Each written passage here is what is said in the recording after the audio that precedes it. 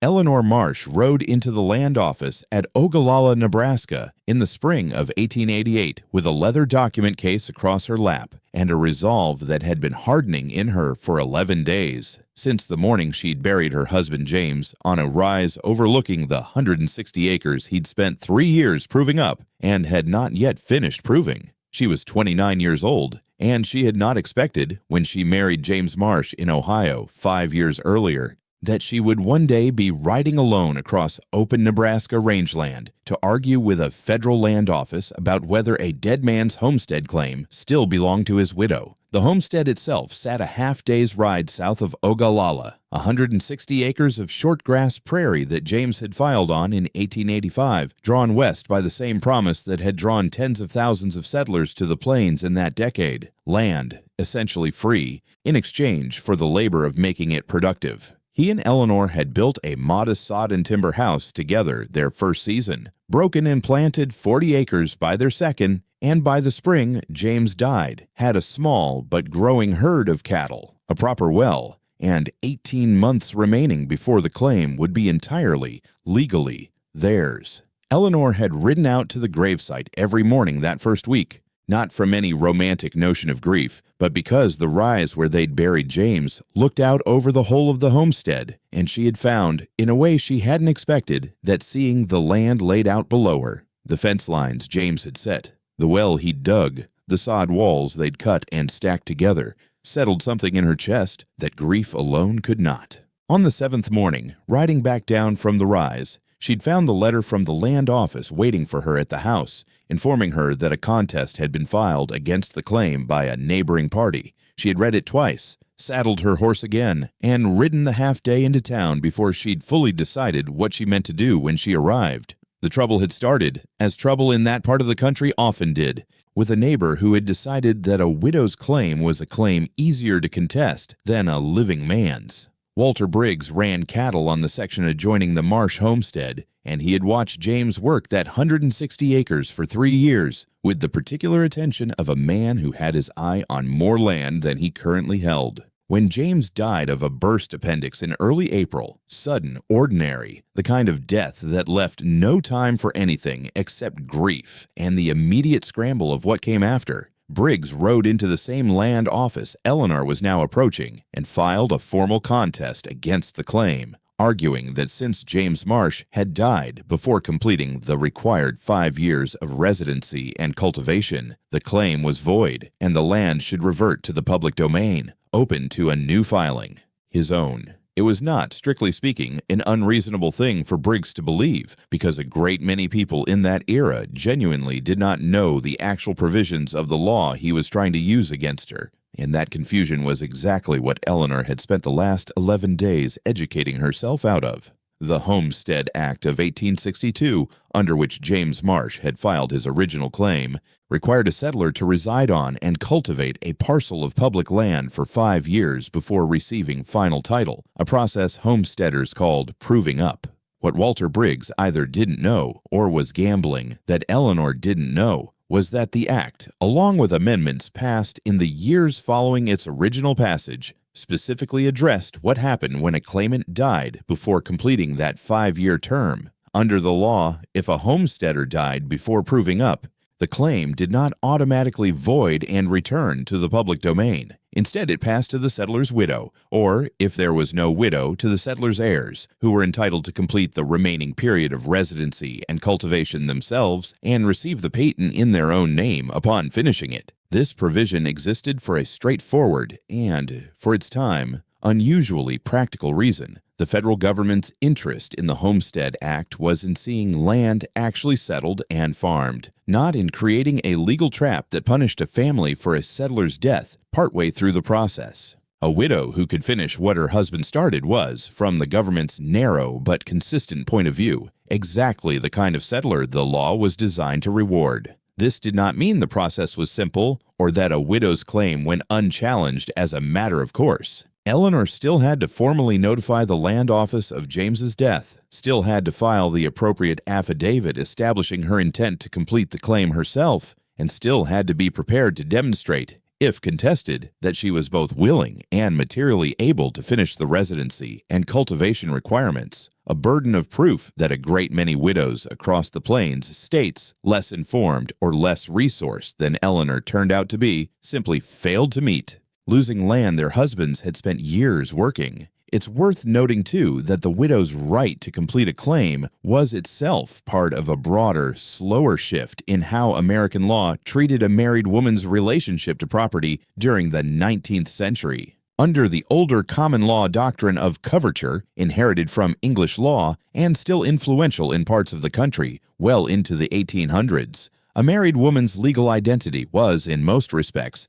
absorbed into her husband's. She generally could not hold property, sign contracts, or sue in her own name independent of him. The Homestead Act itself, and the various state married women's property acts passed in the decades before and after it, represented a real, if incomplete, departure from that older framework, at least where a woman's own labor and residency were concerned. A widow completing a homestead claim wasn't simply inheriting property the way she might have inherited a piece of furniture. She was, under the specific terms of federal land law, recognized as a settler in her own right, entitled to the same proof-up process and the same patent any other claimant would receive. That distinction between property passively inherited and a claim actively earned through one's own residency and cultivation was precisely the ground Eleanor intended to stand on. Eleanor had spent those 11 days doing two things simultaneously: mourning her husband in whatever fragments of time the work allowed, and riding to the county seat to consult with a land attorney recommended to her by the minister who'd presided over James's burial.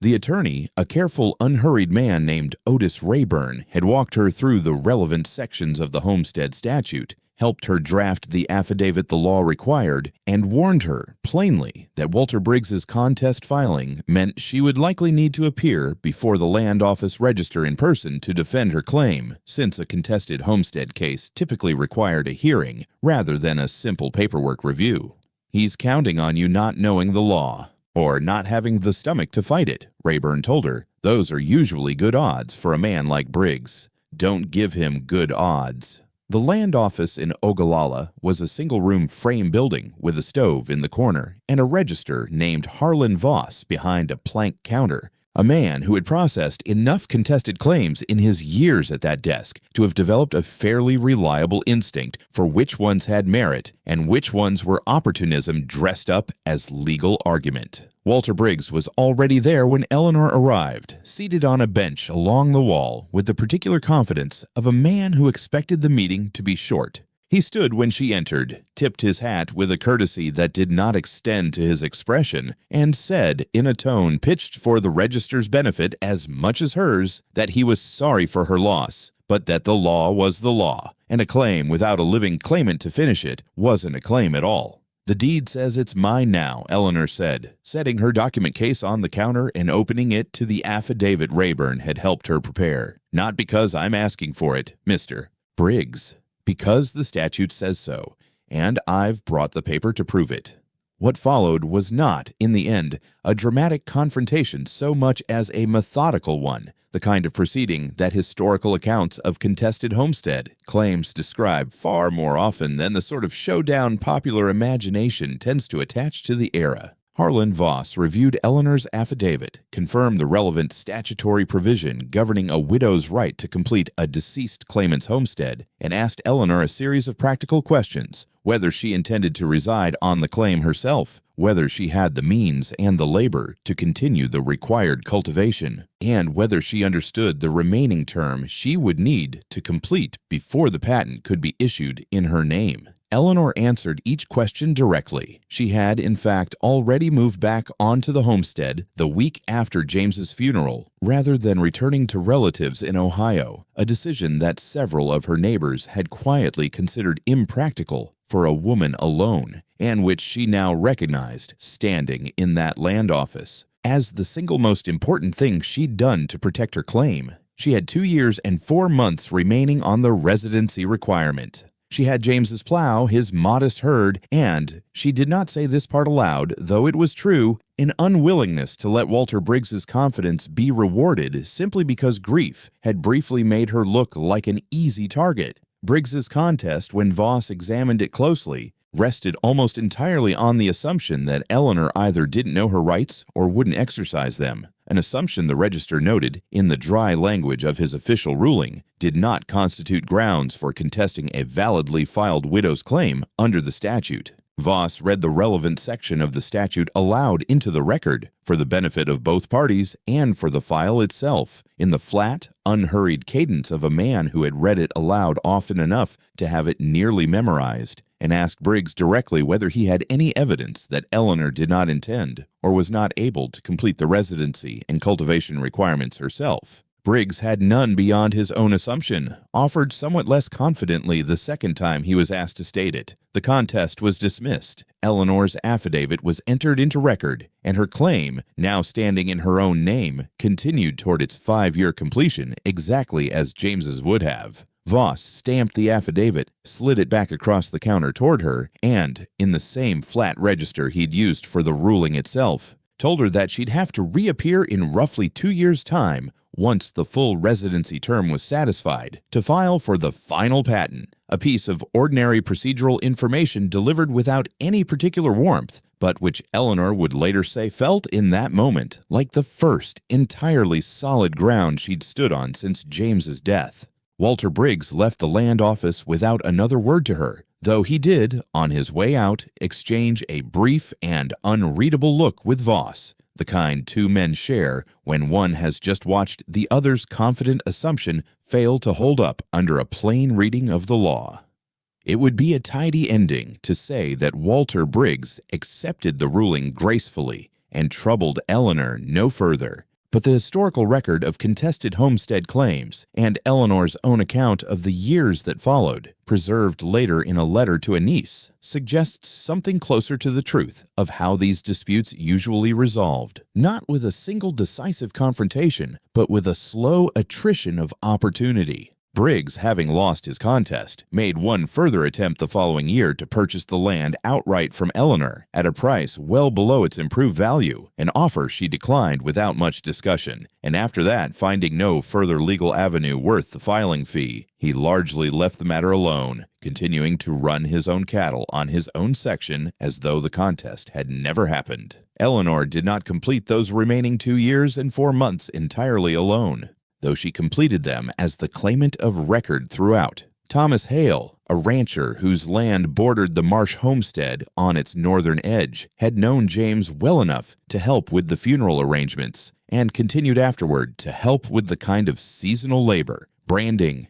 haying, occasional repair work beyond what one person could manage, that neighbors in that country traded back and forth as a matter of course, regardless of whether the neighbor doing the asking was a man or a recently widowed woman running her own claim. Their acquaintance deepened slowly over those 2 years, in the unhurried way common to people who had both already buried a spouse. Thomas had lost his own wife to complications in childbirth several years prior, and who were in no particular rush to mistake practical partnership for something it hadn't yet become. Eleanor Marsh received her final patent on the homestead in the autumn of 1890, 2 years and 4 months after that first meeting at the Ogallala Land Office. Her name recorded on the federal document as sole owner of the 160 acres her husband had begun and she had finished. She married Thomas Hale the following spring, and the two combined operations ran, by most local accounts, as one of the more successful ranching partnerships in that stretch of the county for the following 2 decades. She kept the original homestead patent framed on the wall of the ranch house for the rest of her life. Not, she told her niece in that same letter years later,